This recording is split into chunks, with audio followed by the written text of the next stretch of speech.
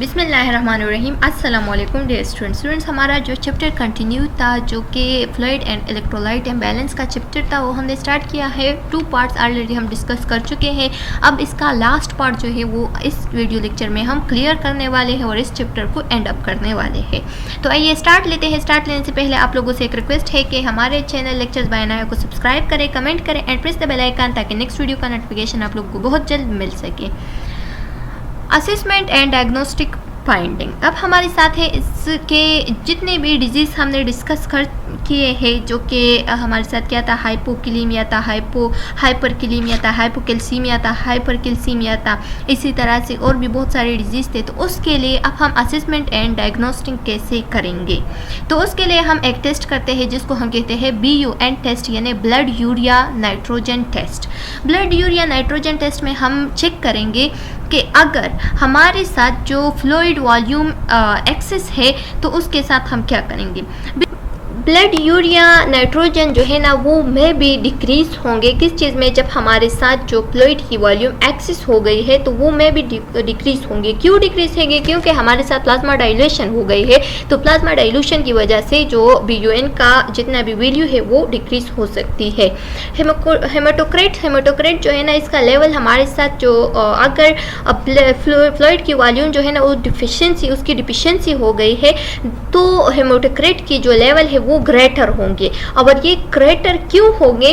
क्योंकि जो plasma volume है वो अब डिक्रीज हो गया है। ठीक है, अगर प्लाज्मा वॉल्यूम डिक्रीज हो गया है यानी हमारे साथ जो फ्लूइड की वॉल्यूम है उसमें डिफिशियंसी आई है तो तब हमारे साथ जो हेमाटोक्रेट का लेवल होगा वो वो ग्रेटर आएगा। अच्छा, physical examination. Physical exam is necessary to observe the sign and symptom of the imbalance assessment. हम क्या करेंगे? फिजिकल एग्जामिनेशन करेंगे। फिजिकल एग्जामिनेशन क्यों ज़रूरी है? क्योंकि हम देखते हैं कि पेशेंट का जो स्किन है वो कैसा है। अगर ड्राई स्किन है तो फ्लूइड डिफिशियंसी में ज़्यादातर ड्राई स्किन हो जाता है, ड्राई माउथ हो जाता है। इसी तरह से अगर फ्लूइड वॉल्यूम ज़्यादा हो गई है तो एडिमा को देखेंगे, फ्लशिंग को देखेंगे। तो ये हमारे साथ फिजिकल एग्जामिनेशन में आते हैं जिसका असेसमेंट हम करेंगे। फिर है सीरम इलेक्ट्रोलाइट्स लेवल। अब सीरम इलेक्ट्रोलाइट्स लेवल को देखेंगे। Measurement of electrolytes level should be perform to check the presence of imbalance. हम क्या करेंगे? जो इलेक्ट्रोलाइट्स लेवल्स हैं हमारे साथ उसको हम चेक करेंगे। उसको चेक करके हम बता सकते होंगे फिर कि जो हमारे साथ जो मेजरमेंट आया है इलेक्ट्रोलाइट्स लेवल का तो वो क्या है, इम्बैलेंस है या बैलेंस है, ज़्यादा है या कम है। ठीक है, तो इस तरह से हम चेक करते हैं। क्या करें? हाइपोकिलीमिया हो गया है। हाइपोकिलीमिया में क्या होता है? हाइपोकिलीमिया में ज़्यादातर जो पोटेशियम लेवल है वो कम हो जाता है। तो उस दौरान क्या हो सकती है? उस दौरान जो T वेव है ECG में वो लंबी होगी, वो बहुत हाइटेड होगी। तो उससे हमें पता चल सकता है कि जो लेवल ऑफ पोटेशियम है वो कम हो गया है। ठीक है, तो इस ECG के ज़रिए से भी हम जो इलेक्ट्रोलाइट्स लेवल है वो मालूम कर सकते हैं। ECG change can also contribute to the diagnosis of fluid and electrolyte imbalance. जो ECG है वो भी हमें दिखा सकती है यानी डायग्नोसिस कर सकती है फ्लूइड एंड इलेक्ट्रोलाइट इम्बैलेंस की। ABG टेस्ट करेंगे। ABG एनालिसिस में हमारे साथ क्या हो सकता है? ABG यानी जो एट्रियल ब्लड गैसेस है तो एट्रियल ब्लड गैसेस एनालिसिस में रिवील एसिड बेस इम्बैलेंस। ठीक है, जो एट्रियल ब्लड गैसेस है तो वो हमें बता सकता है कि जो एसिड या बेसिस में क्या क्या इम्बैलेंस आ गए हैं, उससे भी हम एनालाइज कर सकते हैं, उससे भी हम मेजरमेंट कर सकते हैं। Medical management. अब मेडिकल मैनेजमेंट में हम क्या करेंगे? Isotonic electrolyte solution. This solution are use to treat the hypotensive patient. जो हाइपोटेंसिव पेशेंट है तो उसके लिए हम क्या यूज़ कर सकते हैं? आइसोटोनिक इलेक्ट्रोलाइट सोल्यूशन यूज़ करते हैं क्योंकि उसका हाइपोटेंशन जो है ना वो क्या कर सकते हैं? ठीक कर सकता है ये जो आइसोटोनिक इलेक्ट्रोलाइट्स है। With fluid volume deficiency because they expand plasma volume. ये हम क्या करेंगे, जो हाइपोटेंसिव पेशेंट है जो जिसका जो फ्लूइड वॉल्यूम है वो भी कम हो गया है, तो उस दौरान हम क्या करेंगे, इसको आइसोटोनिक इलेक्ट्रोलाइट सोल्यूशन देंगे, क्योंकि इसमें क्या होता है, क्योंकि इसमें प्लाज्मा वॉल्यूम जो है ना वो एक्सपेंड कर देती है, ये प्लाज्मा वॉल्यूम को एक्सपेंड कर देती है, तो इस वजह से हम आइसोटोनिक इलेक्ट्रोलाइट्स वॉल्यूम सोल्यूशन देंगे पेशेंट को। Accurate input and output, accurate and frequent assessment of input and output should be performed when therapy should be slowed or increased to prevent volume deficient or overload। यहाँ पे बताया गया है कि जो भी पेशेंट है फ्लूइड इलेक्ट्रोलाइट डिफिशिएंसी का या फ्लूइड इलेक्ट्रोलाइट इम्बैलेंस का, तो हम क्या करेंगे, उसका जो इनपुट एंड आउटपुट है उसको एक्यूरेटली चेक करेंगे, क्लोजली चेक करेंगे, क्योंकि उसका जो आउटपुट एंड इनपुट का जो वैल्यूज़ है वो हमें बहुत सारे कुछ डायग्नोस कर सकते हैं, ठीक है, कि पेशेंट का जो इम्बैलेंसी है वो कितने हद तक अब ठीक हो गए हैं या उसका ओवरलोड है या डिफिशिएंट है, ठीक है। तो इससे हम क्या कर सकते हैं, पेशेंट को प्रिवेंट भी कर सकते हैं और पेशेंट का जो डिजीज़ है वो डायग्नोस भी कर सकते हैं।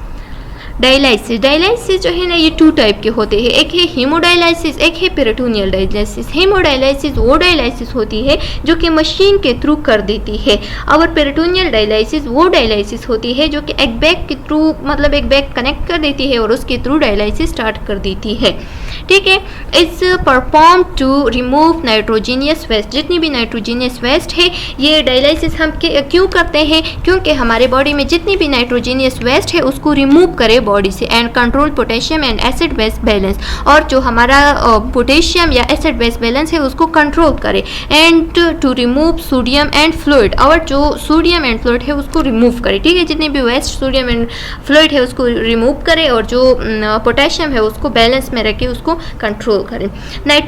न्यूट्रिशनल थेरापी, अब न्यूट्रिशनल थेरापी हम क्यों करते हैं, treatment of fluid and electrolytes imbalance should involve restriction और enforcement of the concern electrolytes. यहाँ पे बताया गया है कि अगर किसी पेशेंट का फ्लूइड इलेक्ट्रोलाइट इम्बैलेंस है तो उसके ट्रीटमेंट के लिए उसका जो न्यूट्रिशन है वो इलेक्ट्रोलाइट से भरा हुआ होना चाहिए या उसमें इलेक्ट्रोलाइट्स कम होनी चाहिए। अगर उसके इलेक्ट्रोलाइट्स जो है ना वो ज़्यादा हो गए हैं तो उसके न्यूट्रिशन में वो कम होनी चाहिए, अगर उसका जो इलेक्ट्रोलाइट्स है वो कम हो गए हैं तो तब उसके न्यूट्रिशन में इलेक्ट्रोलाइट्स एंड फ्लूइड्स ज़्यादा होने चाहिए, ठीक है। तो इस पे भी हम थेरापी कर सकते हैं पेशेंट का।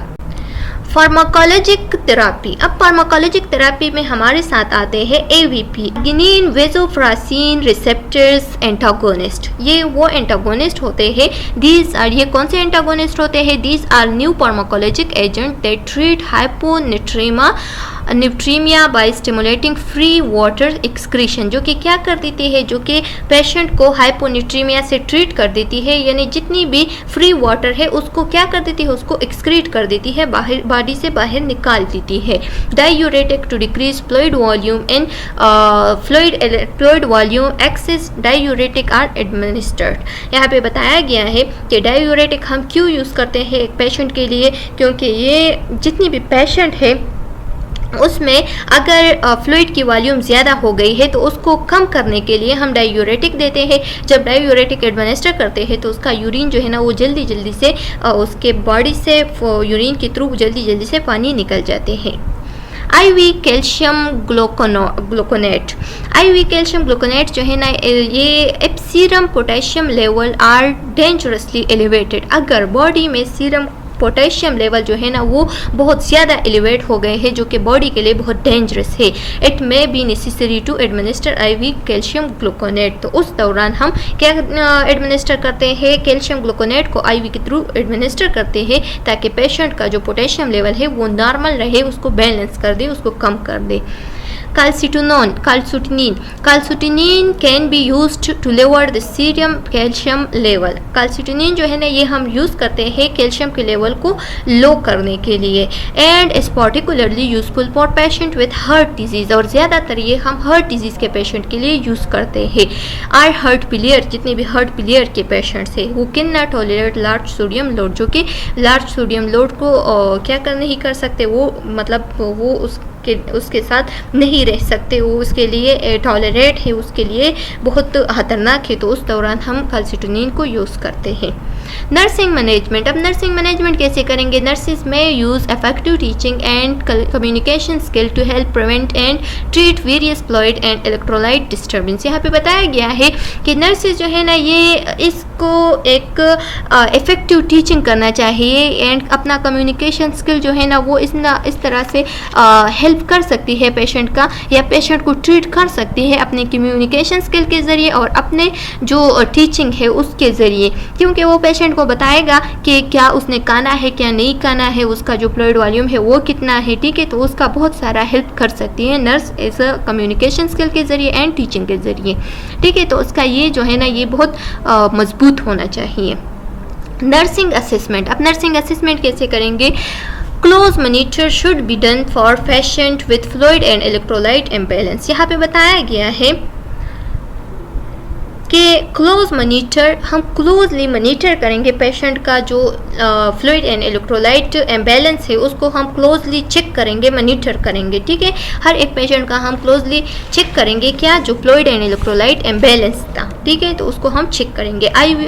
इनपुट एंड आउटपुट को भी मॉनिटर करेंगे। हर 8 आवर्स में नर्स को चाहिए कि वो मॉनिटर करे किस चीज़ को, इनपुट एंड आउटपुट को, ठीक है। और इवनली हावरली, और हर हावरली भी चेक कर सकते हैं।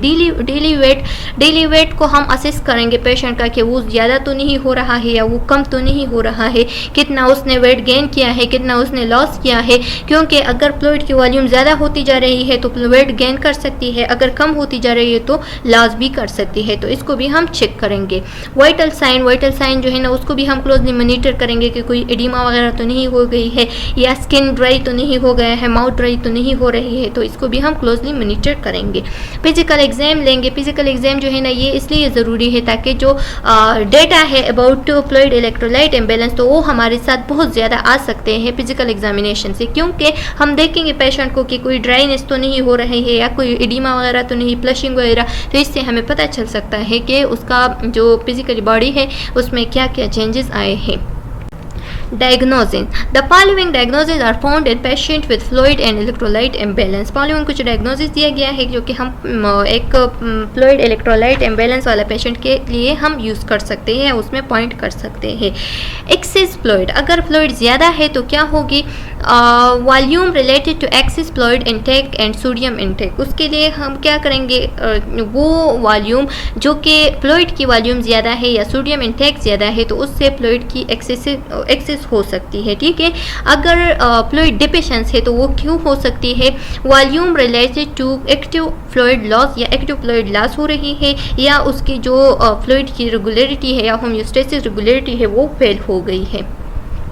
Imbalance nutrition, more than body requirement related to excessive intake, या तो वो मोर देन एक्सेसिव जितने भी उसको रिक्वायर्ड है न्यूट्रिशन तो वो उससे ज़्यादा ले रही है, तो इस वजह से फ्लूइड इलेक्ट्रोलाइट इम्बैलेंस हो गई है। Diarrhoea related to adverse effect of medication और माल एब्जॉर्प्शन, या तो माल एब्जॉर्प्शन यानी कुछ गंदा खाया है या न्यूट्रिशन इसका ठीक नहीं है तो इस वजह से डायरिया हो गई है, या मेडिकेशन की वजह से डायरिया हो गई है, ठीक है, या किसी मेडिकेशन के एडवर्स इफेक्ट भी हो सकती है। इनपुट एंड आउटपुट को हर एवरी 8 आवर चेक करेंगे कि उसका जो इनपुट एंड आउटपुट लेवल है वो कितना है, ठीक है कि नहीं, या इवन हावरली भी चेक कर सकते हैं। नर्सिंग केयर प्लानिंग एंड गोल, अब नर्सिंग केयर प्लान क्या होगा? Planning and goals for fluid and electrolyte imbalance include maintenance of fluid volume at a functional level, क्या करेंगे? हम मेंटेन करेंगे फ्लूइड वॉल्यूम को एक फंक्शनल लेवल के ज़रिए से। डिस्प्ले करेंगे नॉर्मल लेबोरेटरी वैल्यू को कि उसका जो नॉर्मल लेबोरेटरी वैल्यूज़ आए हैं, टेस्ट आए हैं तो वो कितने वैल्यूज़ है, यानी उसका जो फ्लूइड इलेक्ट्रोलाइट्स लेवल है वो कितना है, ज़्यादा है या कम है या बैलेंस है, ठीक है। Demonstrate appropriate changes in lifestyle and behavior including eating pattern and food quality and quantity. क्या करेंगे? चेक करेंगे उसका जो लाइफस्टाइल है उसको चेक करेंगे, अगर वो ठीक नहीं है तो उसको एक प्लान देंगे कि उसका लाइफस्टाइल चेंज करेंगे, ठीक है, उसका जो बिहेवियर ऑफ ईटिंग है उसको भी चेंज करेंगे एंड उसका फूड की क्वांटिटी और क्वालिटी को भी चेंज करेंगे, ठीक है। री establishment and maintenance of normal pattern of GI function, उसका जो जीआई फंक्शन है उसको हम देखेंगे, अगर वो ठीक नहीं है तो उसको भी मेंटेन करने की कोशिश करेंगे, ठीक है। Nursing intervention. There are specific nursing intervention or for fluid and electrolyte imbalance that can aid in alleviating the patient. Monitor करेंगे टर्गर को कि उसका स्किन का जो टर्गिसिटी है वो कितनी है, ठीक है, उसका टंग कितना, उसकी टंग की टर्गिसिटी कितनी है वो भी चेक करेंगे. Skin and tongue turgor are indicator the fluid status for the patient. Fluid status का जो होता है पेशेंट में वो उसके स्किन या उसके टंग की टर्गिसिटी से हम मालूम कर सकते हैं. यूरिन कंसंट्रेशन को चेक करेंगे. Obtain urine sample of the patient to check the urine concentration, ठीक है, पेशेंट का जो यूरिन होता है उसको एक सैंपल में लेंगे और उसको चेक करेंगे कि उसका यूरिन कंसंट्रेशन कैसा है. Oral and parental fluid. Oral and parental fluid administer करेंगे. अगर उसमें जो फ्लूइड वॉल्यूम है वो कम है तो क्या करेंगे, administer oral or parental fluid as indicated the correct or the deficiency. Deficiency को करेक्ट करने के लिए हम क्या करेंगे, ओरल या पेरेंटली उसको फ्लूइड देंगे. ओरल रिहाइड्रेशन सोल्यूशन ORS जिसको हम कहते हैं. अगर पेशेंट को डायरिया हो गई है और उससे ज़्यादा वाटर लॉस हो गई है या उसमें फ्लूइड की डिफिशिएंसी किसी और वजह से आ गई है तो हम क्या करेंगे, ORS को उसको एडमिनिस्टर करेंगे. The solution provide fluid glucose and electrolytes. उसमें क्या होती है, फ्लूइड होती है, ग्लूकोज होती है एंड इलेक्ट्रोलाइट्स होती है. And concentration that are easily absorb. और क्या हो सकती है इससे जो उसकी डिफिशिएंसी आई है वो जल्दी से क्या हो सकती है, जल्दी से पूरी हो सकती है. Central nervous system changes. अब सेंट्रल नर्वस सिस्टम में क्या चेंजेस आए हैं, the nurse must be alter. The central nervous system changes such as lethargy. थकावट तो नहीं फील हो रही है, सीजर वगैरह तो नहीं आए हैं, चक्कर आना, कन्फ्यूजन में तो नहीं है पेशेंट, या उसकी मसल्स की ट्विचिंग कैसी है उसको भी हम चेक करेंगे, ठीक है. तो अगर उसमें ज़्यादा चेंजेस आए हैं तो इसका मतलब ये है कि उसका नर्वस सिस्टम में कुछ मसला हो रहा है इस फ्लूइड की वजह से. डाइट को हम चेक करेंगे. The nurse must encourage intake of electrolytes that are deficient or restrict intake if the electrolytes level are excessive. यहाँ पे बताया गया है कि डाइट को चेक करेंगे. The nurse must encourage intake of electrolytes. क्या करेंगे, जो इलेक्ट्रोलाइट्स की लेवल है उसको हम चेक करेंगे और पेशेंट को फिर कहेंगे कि अगर उसमें डिफिशिएंसी आई है तो पेशेंट को कहेंगे कि ज़्यादा से ज़्यादा इनटेक ऑफ इलेक्ट्रोलाइट करे ताकि उसका जो डिफिशिएंसी है वो कंप्लीट हो जाए, ठीक है. उसके खुराक में, उसके डाइट में ज़्यादा से ज़्यादा एक्सेसिव इलेक्ट्रोलाइट लेवल होना चाहिए. इवाल्वेशन. अब चेंजेस करेंगे, ठीक है, अब चेंजेस को देखेंगे. Evaluation of the care plan can check the effectiveness of the treatment. The intervention are deemed effective if the client has. इवाल्वेशन में हम क्या करते हैं, इवाल्वेशन में हम चेक करते हैं कि पेशेंट पे कितना इफेक्ट हुआ है हमारी ट्रीटमेंट का, ठीक है. तो उसमें हम क्या क्या चेक करेंगे, maintain fluid volume at a functional level. क्या करेंगे, उसका जो फंक्शनल लेवल के मुताबिक उसका जो वॉल्यूम होना चाहिए वो मेंटेन है कि नहीं उसको देखेंगे. Display normal laboratory test. Normal laboratory test को चेक करेंगे कि क्या उसमें चेंजेस आए हैं कि नहीं, वो जो लेवल है वो बैलेंस हो गया है कि नहीं. Demonstrate appropriate changes in lifestyle. उसके लाइफस्टाइल में चेंजेस आए हैं कि नहीं उसको चेक करेंगे. And behaviour including eating pattern and food quality and quantity. और उसके फूड क्वालिटी एंड क्वांटिटी में चेंजेस आए हैं कि नहीं, क्योंकि ये हमारे प्लान में सारे शामिल थे. री establish and maintain normal pattern of and GI function. उसके नॉर्मल पैटर्न जो है ना वो मेंटेन हुआ है कि नहीं, और उसका जो GI फंक्शन है यानी गैस्ट्रो इंटेस्टाइनल फंक्शन उसका वो री एस्टेब्लिश हो गया है कि नहीं उसको भी चेक करेंगे. Discharge and home care guideline. अच्छा, after hospitalization, treatment and maintenance of the condition must continue at home. क्या करेंगे, अगर पेशेंट को डिस्चार्ज करना है तो उसका जो ट्रीटमेंट वगैरह मेंटेन कर रखना है कि नहीं, उसका जो कंडीशन है होम में कैसे कंटिन्यू रखना है वो पेशेंट को बताएंगे. Diet rich in all the nutrients and electrolytes that a person need should be enforced. अगर पेशेंट को ज़्यादा से ज़्यादा इलेक्ट्रोलाइट्स को की ज़रूरत है तो क्या करेंगे, पेशेंट को डॉक्यूमेंट करेंगे कि आपने क्या करना है. आपने अपने खुराक में जो आप जो डाइट ले रहे हैं तो उसमें इलेक्ट्रोलाइट्स मस्ट होना चाहिए, ठीक है. Fluid intake must take shape according to the recommendation of the physician. जितना फिजिशियन ने रिकमेंड किया है फ्लूइड तो उसके मुताबिक ही उसने फ्लूइड को इनटेक करना है. फॉलो अप जो है ना, इसको हम चेकअप भी कह सकते हैं कि चेकअप के लिए फिर कब आएगा। अ वीक आफ्टर डिस्चार्ज करने के बाद 1 वीक बाद जो है ना पेशेंट को मस्ट भी रिटर्न होना चाहिए कि ताकि उसका चेकअप करे कि उसमें कितना इवॉल्वेशन आया है, उसका जो फ्लूइड इलेक्ट्रोलाइट्स लेवल है वो कैसा है, अब चेंज हो गया है कि नहीं। Medication compliance to prescribe medication should be strict to avoid recurrence of the condition. इस कंडीशन की रिकरेंसी भी हो सकती है, मतलब ये कंडीशन रिटर्न भी हो सकता है, तो इसकी रिकरेंस के लिए या इसकी रिटर्निंग की से बचाव के लिए क्या करना चाहिए पेशेंट को ये मेडिकेशन जो है ना, इसको जो प्रिस्क्राइब मेडिकेशन है उसको स्ट्रिक्टली इनटेक करना चाहिए, उसको स्ट्रिक्टली फॉलो करनी चाहिए। Documentation guidelines. अब डॉक्यूमेंटेशन गाइडलाइंस कैसा है, तो data should be documented for future medical and legal reference के लिए, मेडिकल रेफरेंस के लिए, फ्यूचर के में जितनी भी मेडिकल रेफरेंस है तो उसके लिए क्या होना चाहिए, उसका जो डॉक्यूमेंट है वो ज़रूर होना चाहिए, उसका डॉक्यूमेंट्री डेटा करेक्ट होना चाहिए। और ये डॉक्यूमेंट कौन करेगी, ये डॉक्यूमेंट नर्स करेगी, ठीक है। Individual finding include factor affecting ability to manage body fluid and degree of deficiency. उसका जितना भी डिग्री ऑफ डिफिशिएंसी है उसको हम लिखेंगे और जितना हमने मैनेज किया है वो भी डॉक्यूमेंट करेंगे।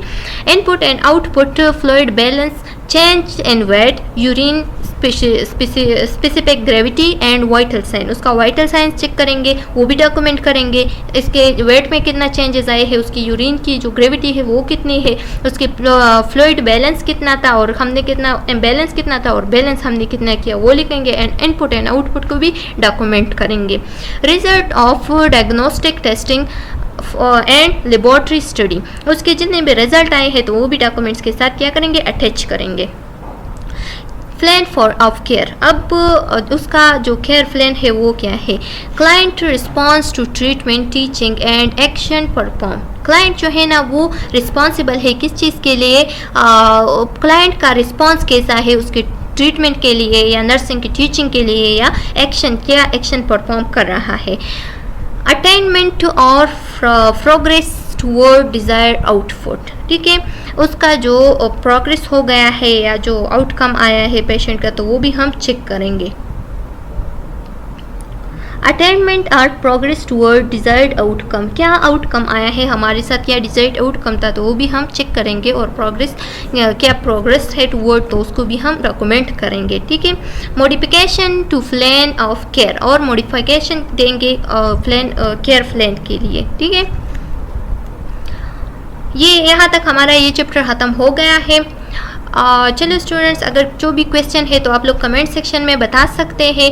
उम्मीद है कि आप लोगों को ये लेक्चर समझ में आ गया होगा। सब्सक्राइब करें, कमेंट करें and press the bell icon ताकि नेक्स्ट वीडियो का नोटिफिकेशन आप लोगों को बहुत जल्द मिल सके।